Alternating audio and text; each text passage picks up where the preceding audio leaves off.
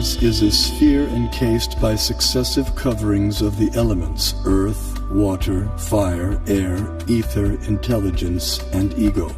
As a coconut has its hard outer shell and inner liquid, so the universe has its outer coverings and an inner space half filled with ocean water. On that ocean, another Vishnu expansion reclined on a serpent bed while being massaged by his consort Lakshmi.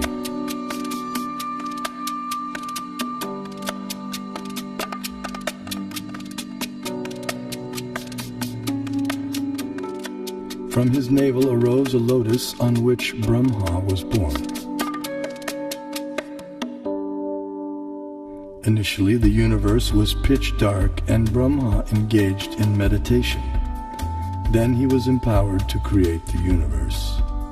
This account of creation may appear fantastic to some, but modern scientific theories also require fantastic leaps of faith to explain the origin of the universe. Vedic cosmology explains that the universe is made up of 14 vertically arranged planetary systems, or lokas. Each system resembles a galaxy and comprises stars, planets, and other celestial bodies. The topmost planetary system is Satyaloka, the abode of Brahma, which is at a height of 1.87 billion miles above Earth. Below the Satyaloka planetary system is the Tapaloka planetary system, the abode of the ascetics, which is at a height of nearly 1 billion miles above the Earth. Here the ascetics live in a solitary, serene environment conducive for yoga and meditation on transcendence. Their disciplined life of joyous austerity prepares them for returning back to the non-material world.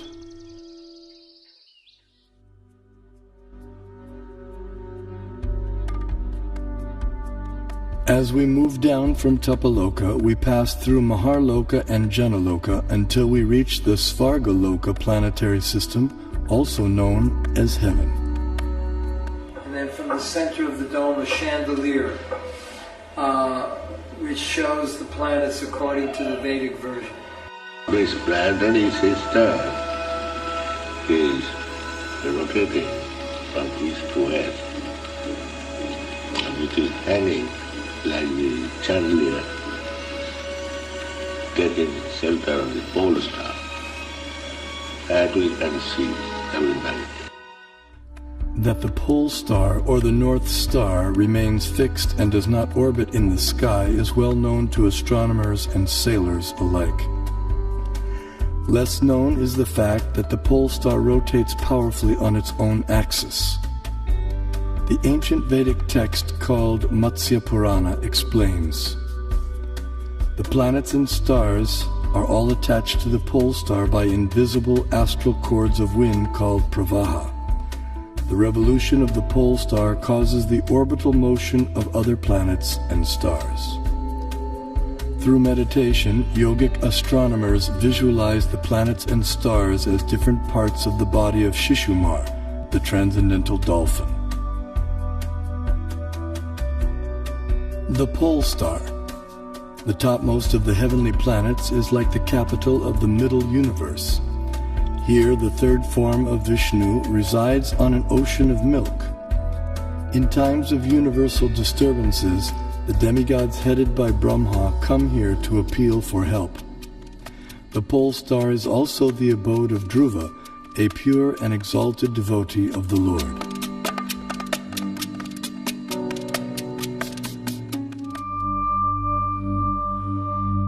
The Vedic geocentric model explains how the sun moves around the pole star, situated vertically above Earth's north pole.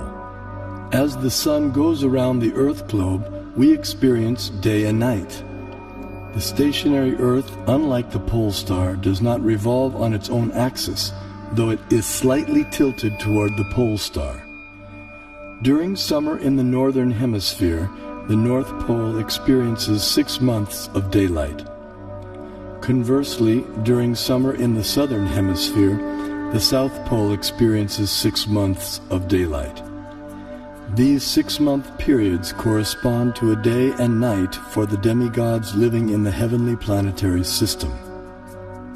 Vedic cosmology accounts for this phenomena by the vertical motion of the sun, technically called Uttarayana and Dakshinayana. The sun moves upward on an incline for half a year and then downward for the next half. This motion produces two effects on Earth, namely the changing of the seasons and the varying durations of day and night.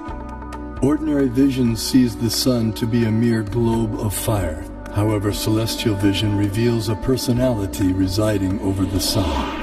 His name is Vivasvan, and he rides on a golden chariot pulled by 7 divine horses at a speed of 16,000 miles per second.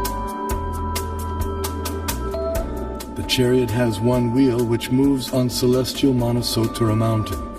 The horizontal shaft is linked to the axial hub of the universe, Mount Meru, and the diagonal shaft is linked to the pole star. With each circular path, the wheel gradually moves laterally inward for 6 months and then outward for 6 months. Similar to the chariot's vertical motion, this lateral action fine-tunes seasonal changes on Earth. When the orbital motion of the sun is viewed from above, its illumination is seen to extend out to half of the greater Earth plane.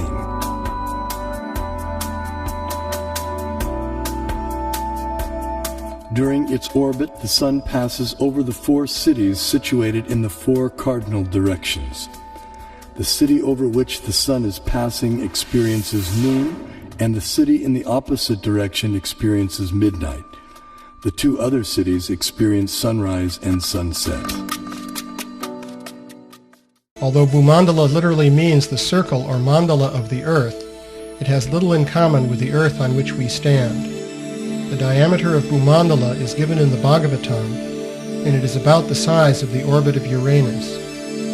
Bhumandala is divided into a series of geographic features called oceans and islands. But these are geometrically perfect rings of cosmic size with no resemblance to irregular earthly continents. In the center of Bhumandala is the circular island of Jambudvip, with 9 subdivisions called Varshas. These include Bharatavarsha, which can be understood in one sense as India, and in another as the total area inhabited by ordinary human beings. Jambudvip is centered on the geometrically shaped Sumeru mountain, which represents the world axis and is surmounted by the city of Brahma, the universal creator. The Bhagavatam presents astronomy in geographical and mythological language, and the mode of presentation is different from the familiar modern approach. Although the earth disk of Bhumandala may look naively unrealistic, careful study shows that the Bhagavatam uses it to represent at least 4 different reasonable and consistent models. Vishnu Purana also describes the earth as Bharatkanda and gives its diameter as 8,000 miles.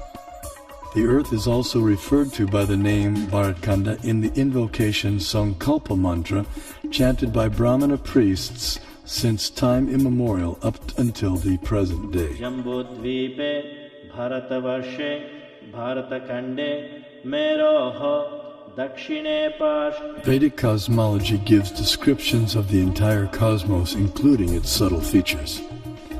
Perception and access to these subtle features, however, requires karmic qualification. Consequently, much of the cosmos described earlier, as well as parts of the cosmography about to be described, are imperceptible and inaccessible to us earthly inhabitants.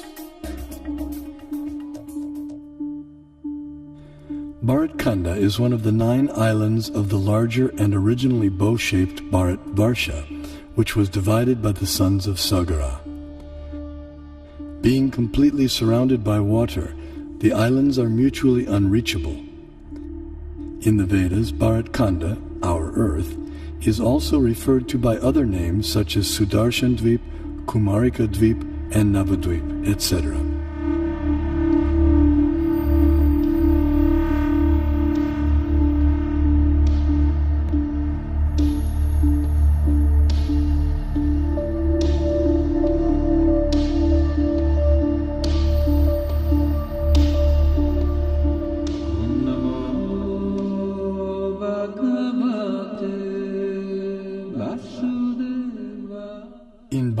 Varsha, the famous mountains known as the Himalayas are tall and immovable.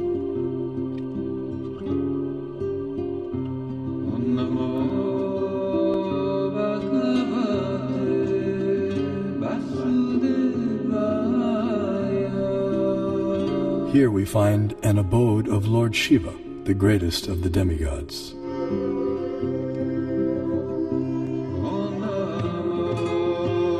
In the center of Jambudvip stands the most extraordinary divine golden mountain called Meru. Meru is shaped like an inverted cone, and it is the sporting place for the demigods. Around Meru are many supporting mountains called Kesara. Jambudvipa is 0.8 million miles in diameter and is surrounded by the saltwater ocean of the same width. On top of Mount Meru is a resort of Brahma called Manavati. The famous celestial river Ganges descends to the center of Manavati and then flows out into 4 directions. Surrounding Manavati in the 8 directions are the resort cities of the chief demigods. One of these cities is Amaravati, the resort of Indra, king of heaven. King Indra lives here in majestic opulence, attended to by musicians, dancers, and reciters. The greater earthly planetary system extends out to the edges of the universe and has a diameter of 4 billion miles. Known as Bhumandala, shaped like a lotus flower, it has 7 concentric islands and oceans with Mount Meru as its pericarp.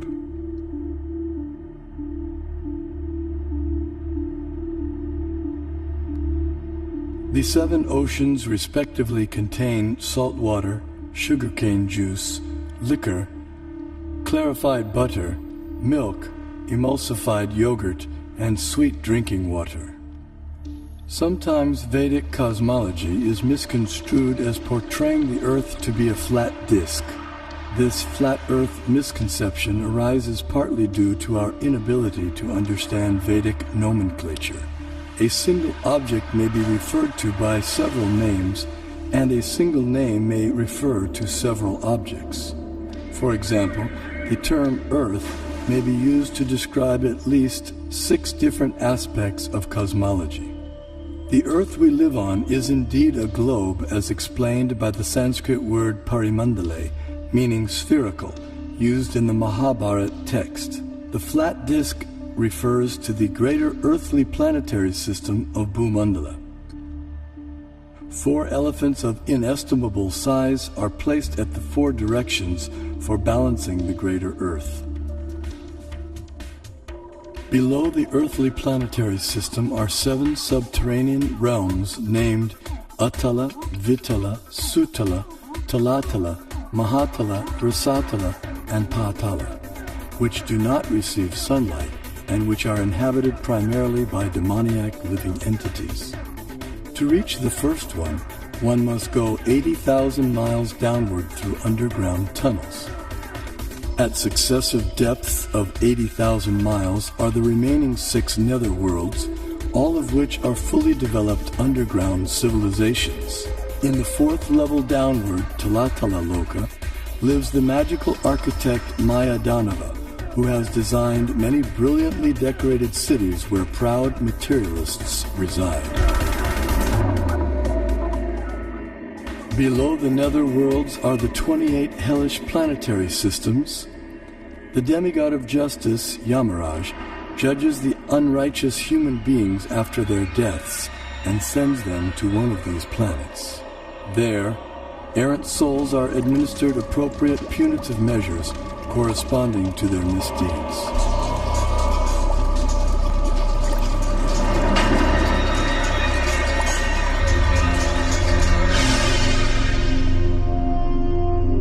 The earthly and subterranean planetary systems rest upon one of the hoods of the gigantic divine serpent, Shesha. Shesha in turn is held up by the colossal transcendental tortoise, Kurma. and Kurma resides in the ocean that fills half the universe.